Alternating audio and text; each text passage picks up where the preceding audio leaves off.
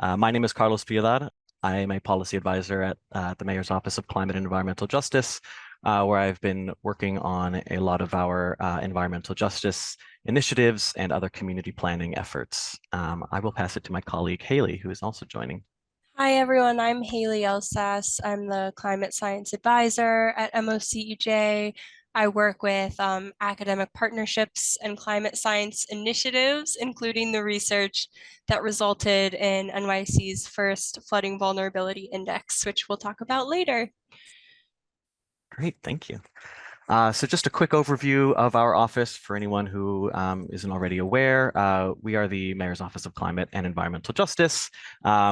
We are a recent consolidation of about five mayoral offices that were related to environmental concerns and issues. So the Mayor's Office of Sustainability, Resiliency, environmental remediation, all of those combined under the umbrella of environmental justice, and really focused on centering environmental justice and health equity within the city's overall climate agenda.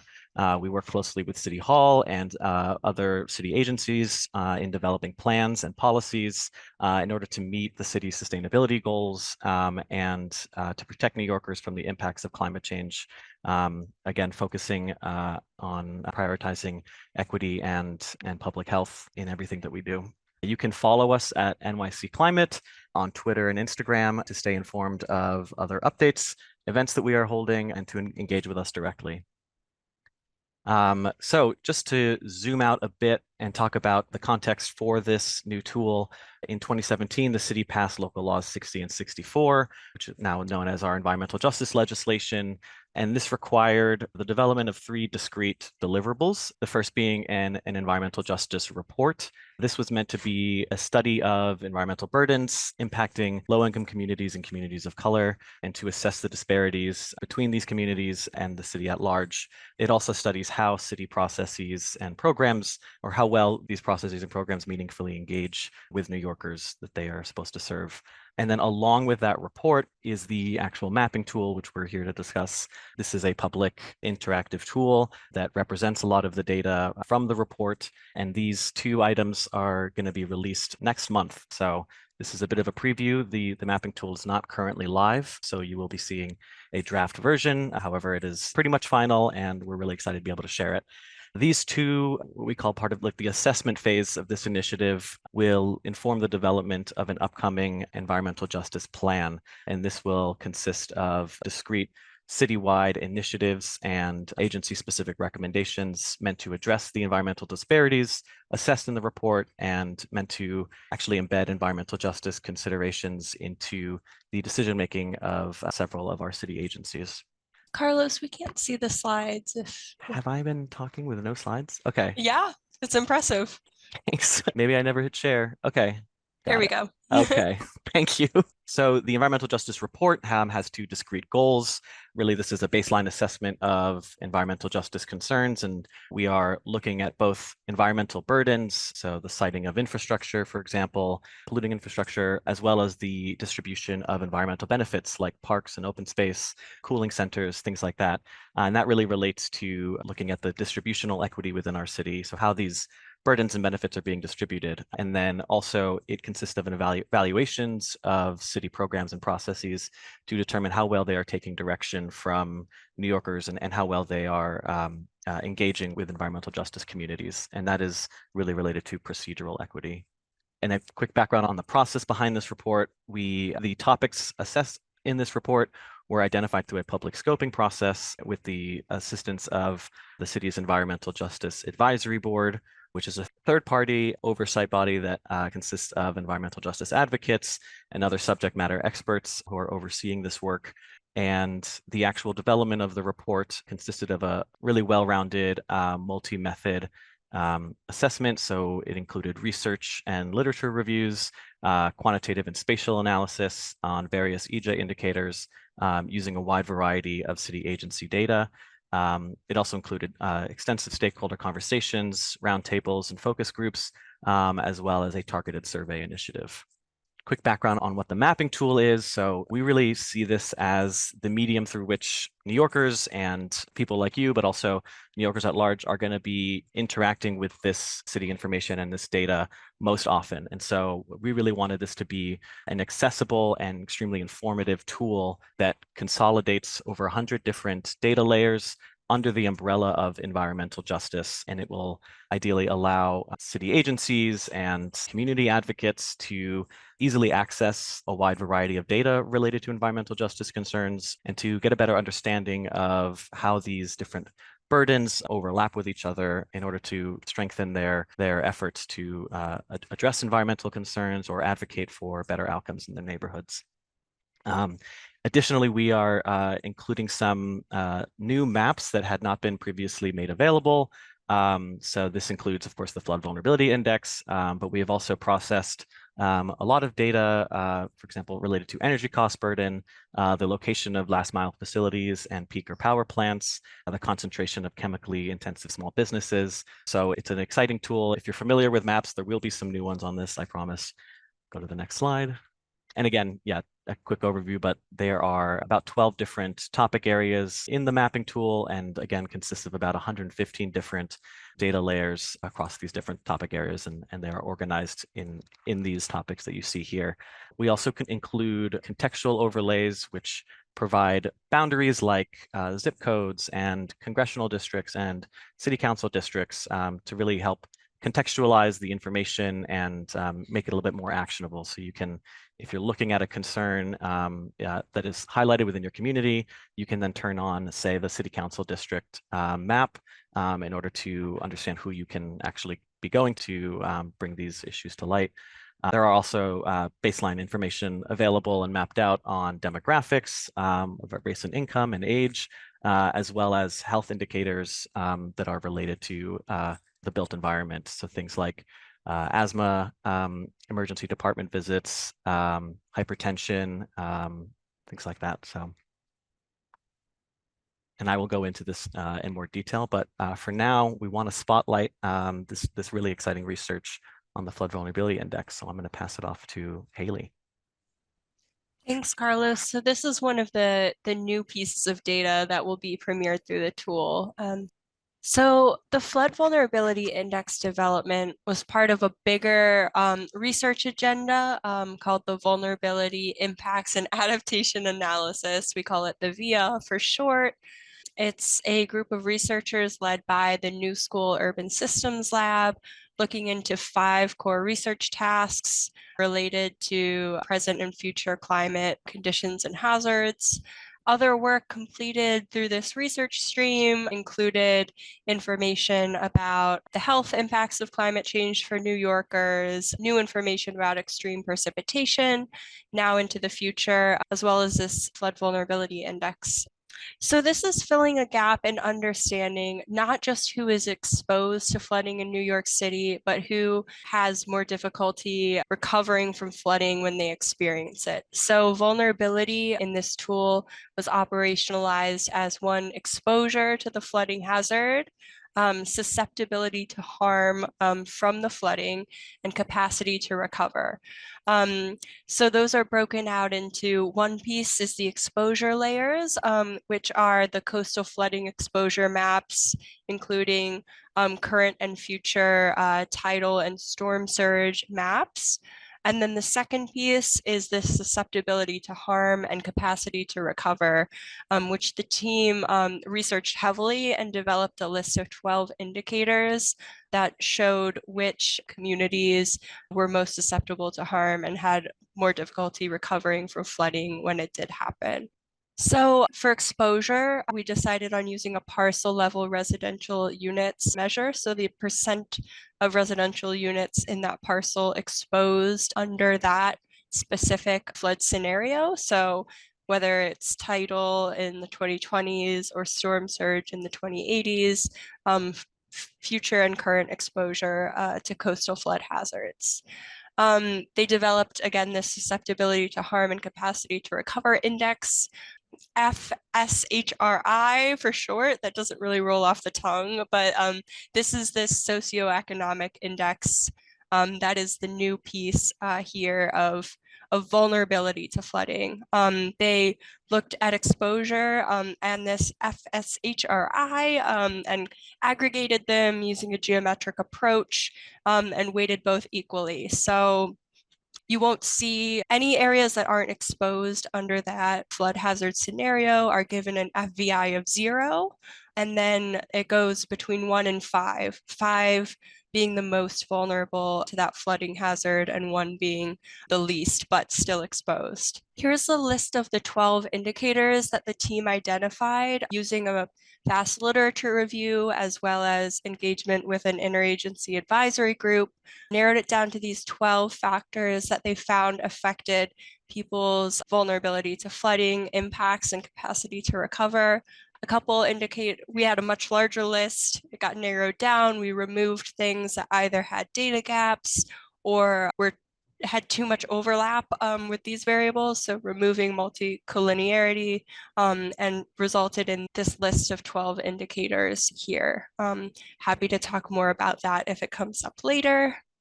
So this is the base map, just these 12 indicators mapped onto New York City. This shows how vulnerable communities would be to flooding if flooding happened there. This isn't that useful because now we have to overlay it with where does flooding actually happen, right? So this is theoretical vulnerability if there were to be a flooding event in the 5 boroughs. So if you go to the next slide, we'll see here what it looks like, and we'll be able to zoom in more when we demonstrate the mapping tool in a little bit. But this is what it looks like for storm surge on my left-hand screen, the current and then the 2080s storm surge scenarios. So this is overlapping exposure to storm surge with that prior, that socioeconomic indicators here. And you can see certain communities glowing darker purple here, especially Coney Island, the Rockaways, really around the perimeter of Jamaica Bay, South Shore of Staten Island here, some parts of Upper Manhattan and Lower Manhattan, and the Eastern Bronx as well. So next slide. And this is, again, we'll zoom in more later, but tidal flooding in the present and in the 2080s projected tidal flooding exposure. Again, seeing here communities that will be especially vulnerable to tidal flooding. Next slide. So we learned a lot throughout this process. I want some caveats. So the FEI measures relative vulnerability between census tracts, not absolute. It's just showing compared to other parts of New York, how vulnerable is this census tract. The nature of the vulnerability can vary between tracts with the same value. So if we have 2 census tracts with a 5, they might be vulnerable for different reasons based on those underlying indicators, right? Higher FEI values mean there are more residential units in that parcel proximate to the flooding hazard. We identified sort of a perimeter, a buffer zone around where these maps show that folks will be exposed to flooding. We created a buffer zone around that area to operationalize who would be exposed and vulnerable to flooding here. I talked about some areas of the city that we're really seeing pop out on this map, which will help us prioritize interventions and think about who is going to be most vulnerable now and into the future to coastal flooding. There's potential future work here because, of course, with any research starting out, you have to make some assumptions, you have to narrow down the exposure scenarios that you're using. Future research could also look at how this interacts with infrastructure elements across the city and how housing type will affect people's vulnerability and capacity to recover to flooding events now into the future. And I think I'll wrap up the FEI for now, but we'll look at it again when we demonstrate the tool. So when you open, and again, I want to, for anyone who's recently joined, this is currently not yet publicly available, although we do intend to release the mapping tool along with the environmental justice report sometime next month. So please stay tuned. Feel free to reach out to Haley and I, or follow us at NYC Climate on Twitter and Instagram to stay up to date on those updates. So the EJNYC mapping tool, when you first open it up, it will open up into this full data explorer, which is shown here right on the top left corner. This is a mapping tool that has every single data layer available on it that we have compiled. So again, about 115 data layers. But we have also created more curated maps that you can access here on the left-hand side. These relate to the different chapters of our report, so it'll make a little bit more sense when you have both of them. However, these are more refined and again have a curated set of data layers that are accessible. On the right-hand side, you will find the different topic areas, which you saw on that slide that I showed earlier.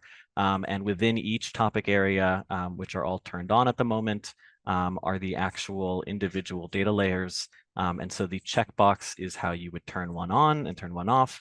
So for black carbon, if you were to click on it, a new layer would appear.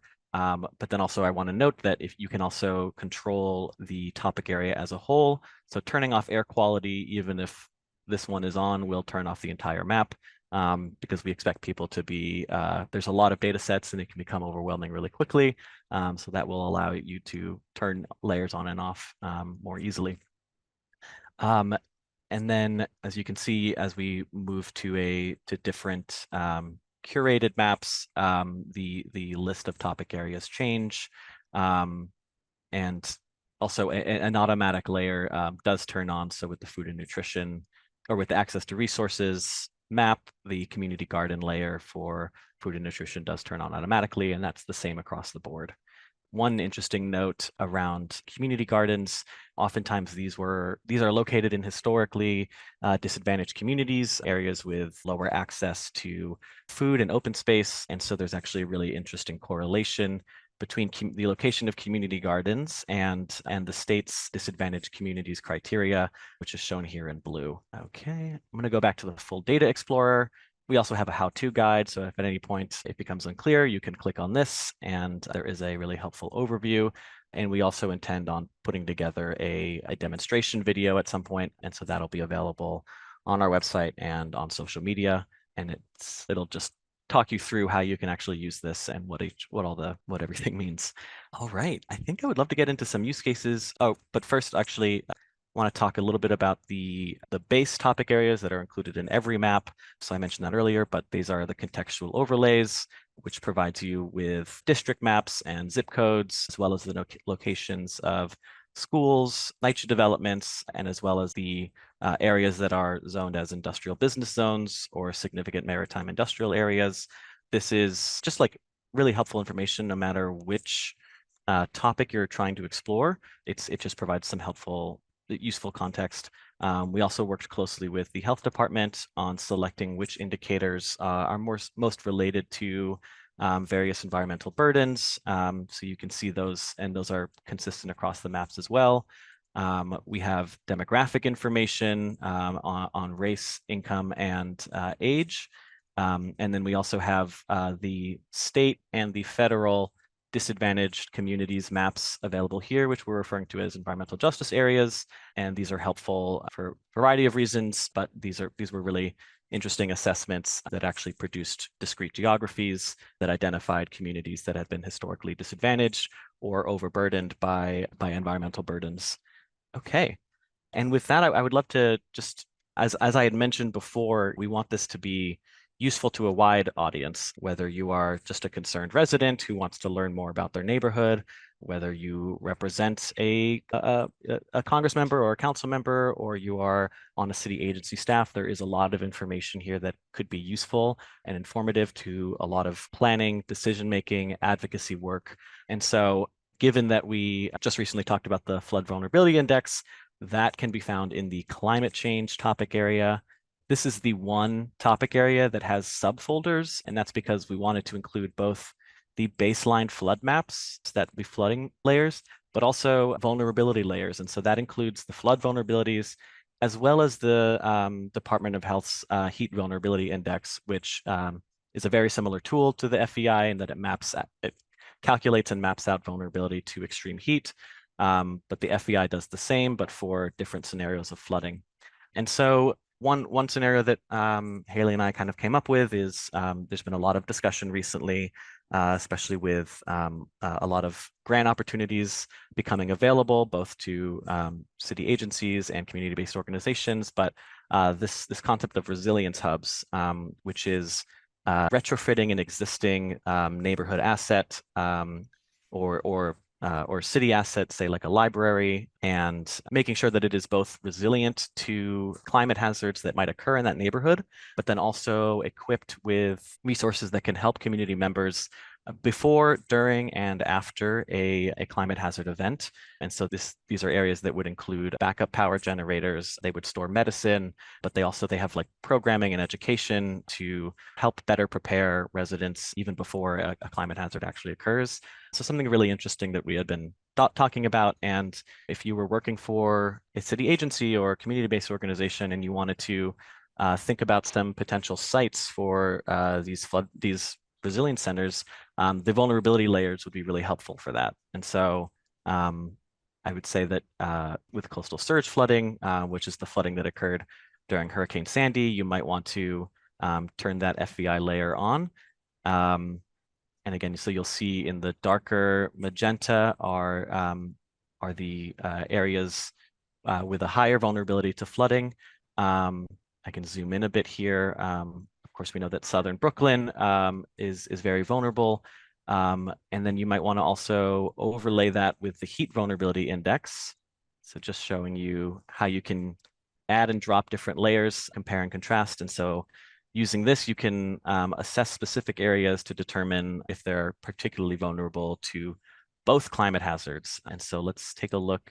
If you select an area on the map itself, there will be a pop-up bar with a lot of contextual information and links to related information. You can pin this here. So we selected on this census tract, which has a vulnerability index, a flood vulnerability index score as 3.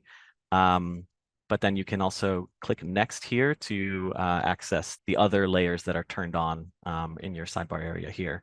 So we know that this community district has a heat vulnerability index of 5. So it is shown to be more vulnerable to heat than flooding. So this is interesting. So here you have high vulnerability indexes for both heat and flooding. And then when considering potential site locations, you might want to turn on the contextual overlays. And let's say we would like to look for schools in this area. Schools are often public buildings that are potential sites to be converted to a resilience hub. And so now you have access to that really detailed information here. Another option or area that could be considered are NYCHA developments. I don't know if there are any nearby, but that information also is included in the contextual overlays.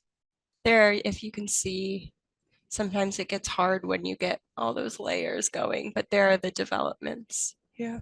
We understand that a lot of colors, a lot of different layers. We do encourage people to not turn too many on. I would say 3 is the sweet spot. But if you do want to really layer things on, you are able to adjust the transparency of a certain layer.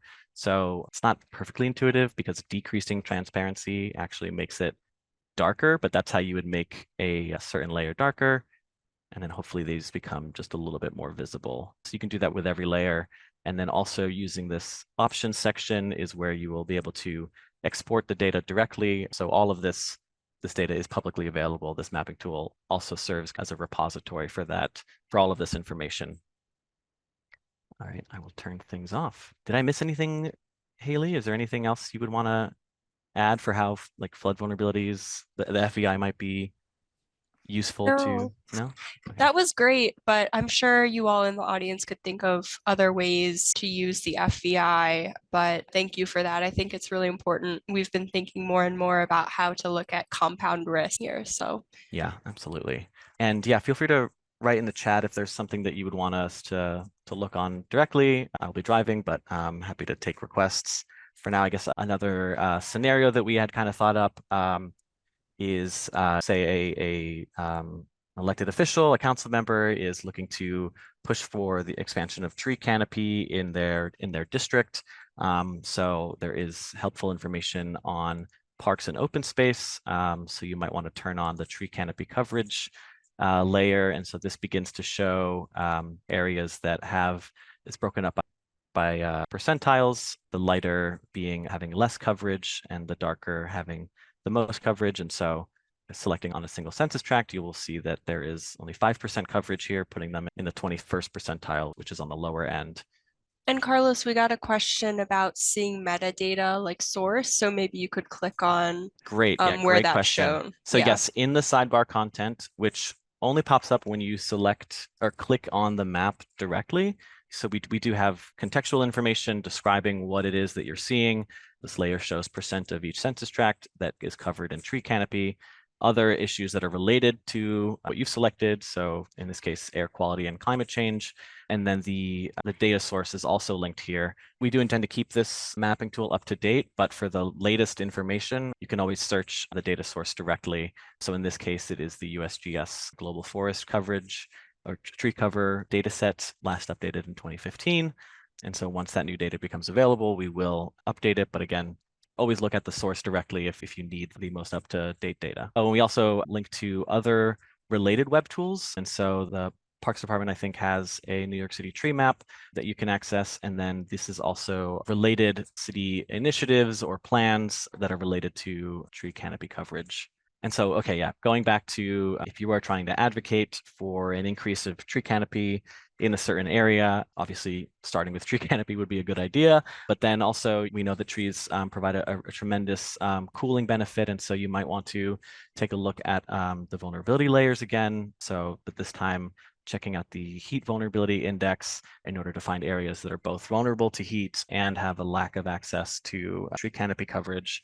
And then lastly, if you are looking to determine, who to best speak to about this desire, or if you yourself are a council member and aren't like, I guess you would know your district, but the district maps can come up. And again, any single area that you click will provide information on all 3 layers that you have selected. And so heat vulnerability, tree canopy coverage. So we know this is HVI score of 5, which is very high, very low percentile for tree canopy coverage, and it's Council District 45. So that's hopefully how we envision people using this in order to build out arguments or reasonings behind various decision-making and advocacy efforts. I saw a question about how far you can zoom in on the map, how granular. You can zoom in pretty close. There's not a lot of benefit to zooming in, however, because the data is presented at the geographies that were available for that data set. And so that's kind of a challenge in some of these assessments. Heat vulnerability index, for example, is calculated at the community district level, whereas tree canopy coverage might be a census tract level. And so making the direct comparison can be a little challenging, but still very helpful and useful. But I don't think that zooming in very closely is going to provide you with much more information. Selecting, yeah. Thank you. There was also a request for looking at what transit layers you have. The access to resources chapter in our report looks at transit access, food access, parks and open space access, things like that. So those will be the data layers. We have those state DACs, disadvantaged communities, highlighted in blue as the base layer. So turning on the transit layer. So we've included, yes, bus shelters, bus stops, which unsheltered bus stops, bus lane routes for both SBS and other bus laner routes and SBS bus routes. I think you should be able to select those directly and get information on exactly what, yes, the Q52 and the Q53. Get that. We also have information on seating locations. Not all bus stops are the same, so having a shelter and a seating location can make that experience a lot more comfortable for passengers. Also, the presence of real-time passenger information signs, which really are really helpful to reduces waiting times and reduces frustration for riders if they know when the bus is actually coming. We have also mapped out every subway stop and the subway lines and a watershed array measuring out the areas that are within a 5-minute walk of a subway station. So you should see those popping up. You know what? I did exactly what I said you shouldn't do, which is turning on too many layers. But yes, subway lines and the walk shed of those subway stops.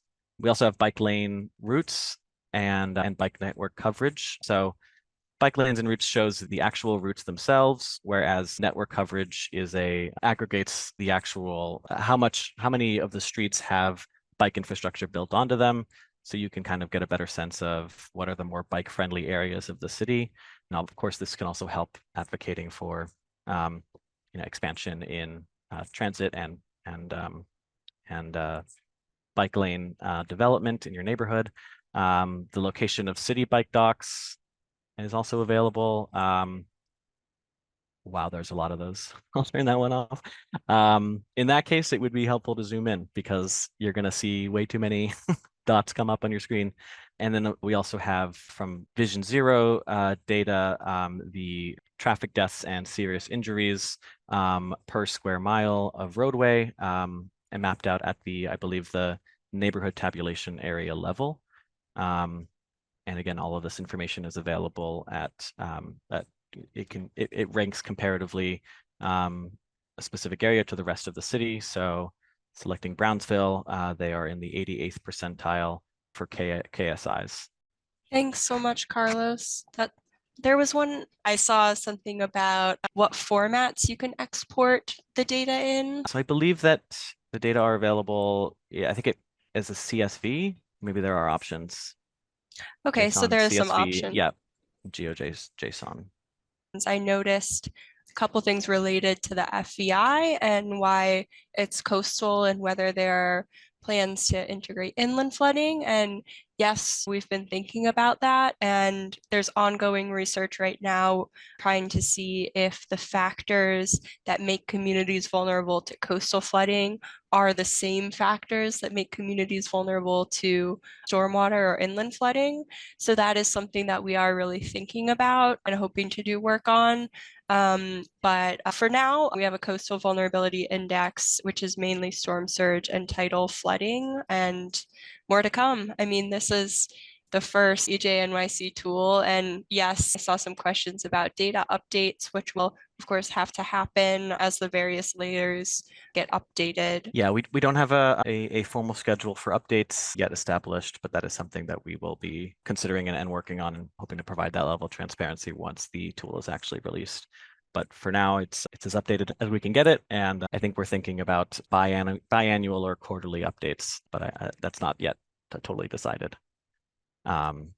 There's also just different cycles of when these things get updated, and it's a lot of information to track. So as there is data here at the from city agencies, which is going to be easier to update, but then also just data sets from non-city agency entities might be a little trickier in coordination, but we will make sure to update it as best we can.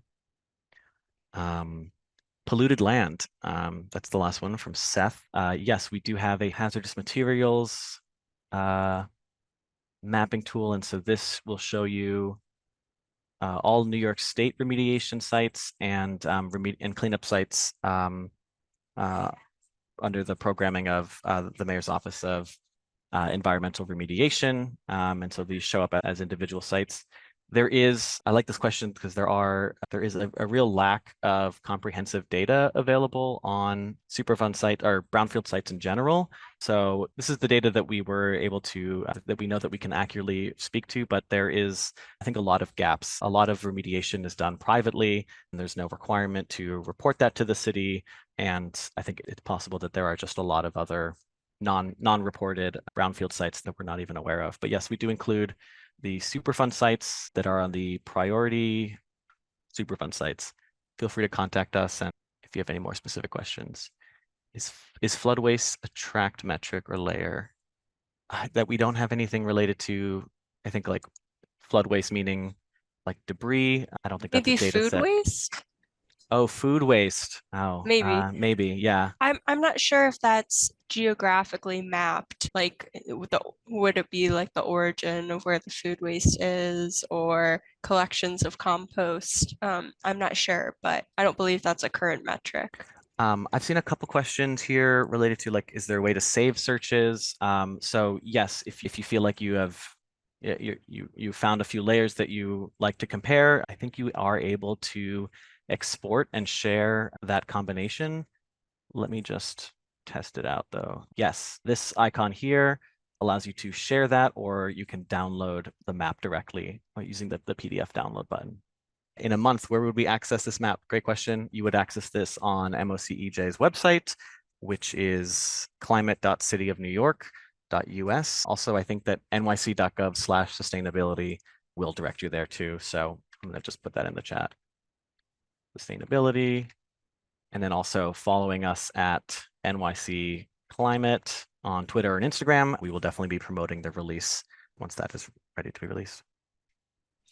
I saw a couple questions and direct questions about noise pollution, but I think that is a data gap currently that I wonder what that data source would be, maybe because if we use 311 complaints about noise, that's an imperfect measure because not Yes. always reported on 311.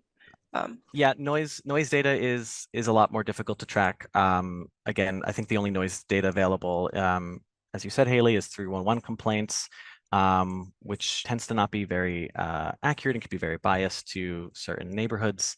There is also, I know that the US DOT has released noise data, or sorry, noise pollution data, but that's only related to transportation noise. So it's a little bit complicated. I don't think that we were able to identify a data set that would fit most appropriately in this tool.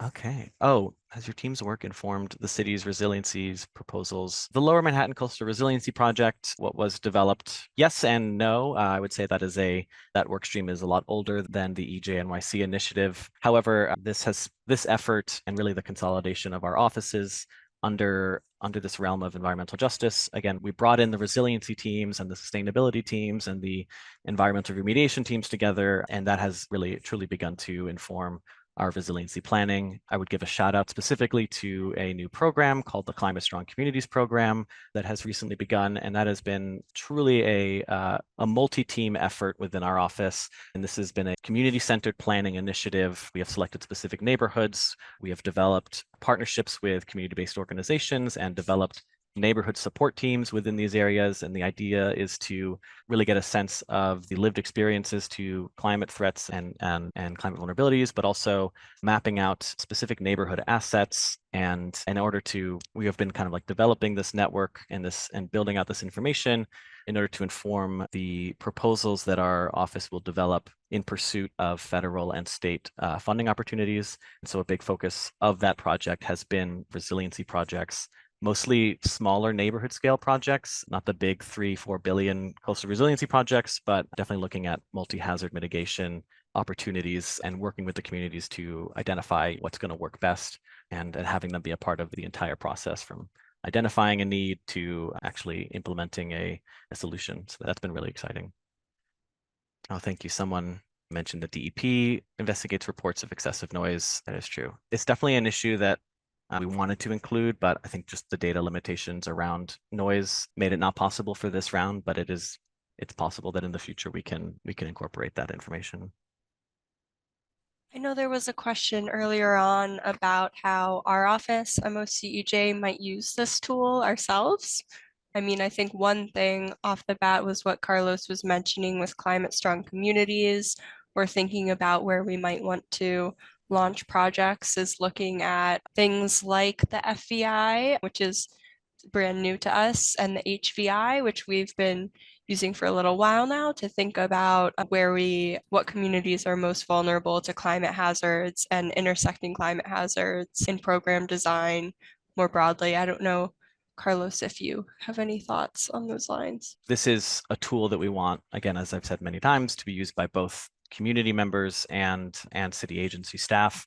There's no exact formal guidance on like what exactly this will be used to identify, but in speaking with many different agencies, there are just a lot of interest across various teams. I know that borough planners working with DCP have mentioned a lot of interest in this. So I think it really helps if you're going to be, at least for me personally, like if you're going to be going into a neighborhood and doing some engagement work or some other planning around resiliency or sustainability projects, having this information available to provide a lot of background information is really useful.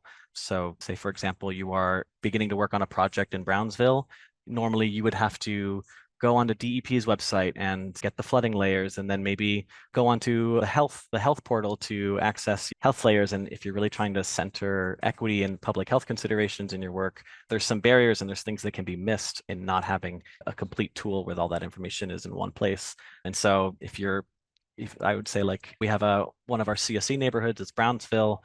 And so in starting that engagement, I had looked at, I think I found a lot of really, upsetting, but really important and useful information using this tool. So I think I looked at infant mortality rates and child asthma emergency department visits, and really getting a sense at how overburdened this neighborhood is to those negative health outcomes.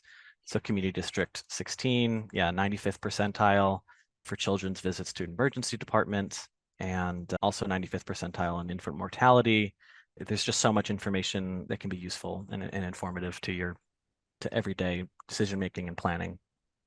Yeah, so a lot of this effort was collecting information from so many sources across the city into one place and in a spatial tool that hopefully is user friendly. We've tried to make it user friendly, and also including some new data like the flooding vulnerability index. And we hope that it will be useful to everyone who's working on climate and environmental justice issues. Someone in the chat mentioned that it could be useful for grant writing and helping you prioritize and justify focus on certain areas of the city, or locating data to help you craft a grant application. We hope that's the case. Definitely grant writing is an easy win for this. I would say I would want to highlight some new data around energy burden populations. So energy burden relates to families that spend more than 6% of their pre-tax income on utility costs are considered energy burden. And this is really important information as it relates to if you're energy burdened, you're less likely to turn on your air conditioning in an extreme heat event. Or if you're energy burdened, then the retrofits happening in your building might be of real importance. And if you're a planner, you want to know where people are overburdened by those costs. And so that's some new information that we've included. This data will need to be updated, but we've identified the community districts where low-income families are energy burdened, meaning they spend more than 6% of their pre-tax income on utility costs. And so that's really helpful from a planning perspective as well. I see we do have the transportation-related noise pollution layer right there. I'm so sorry, We you even all. lost Yeah, track of some of our 100+ layers. I really So apologize for whoever that. it was who was very interested in noise pollution, so this is the DOT data layer. So it is limited as it's only related to transportation, but still it's a step forward there. Thank you. I think we should be wrapping up, but I did put our website link and where to contact us, and please do look out for this tool coming soon. Alrighty. Thank you all.